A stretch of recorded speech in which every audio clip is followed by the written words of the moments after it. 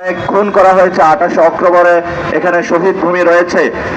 শুধু তাই নয়, শাপলাতে আমাদের আলেমদেরকে খুন করা হয়েছিল এই ঢাকা 8-এই।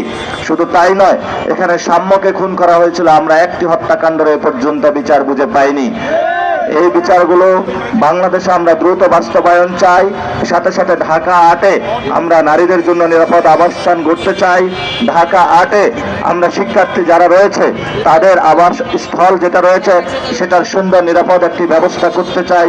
শিক্ষক, বুদ্ধিজীবী সমাজ থেকে শুরু করে ছাত্র এবং ব্যবসায়ী যারা রয়েছে তাদের মধ্যে একটি কানেক্টিভিটি তৈরি করে যার মাধ্যমে সুন্দর একটি ঢাকা 8 গঠন করতে চাই, যাতে কোনো শিক্ষার্থী এখানে টিউশনি করে চলতে না হয়, বরঞ্চ সে প্রথম বর্ষ থেকেই বিভিন্ন কোম্পানিতে গিয়ে সেই কোম্পানিতে গিয়ে ইন্টার্ন করে বিভিন্ন জায়গায় তার যে কার্যক্রম ক্ষমতা সেটা গড়ে তুলতে পারবে। এমন একটি ঢাকা 8 ব্যবস্থা গড়ে তুলতে চাই।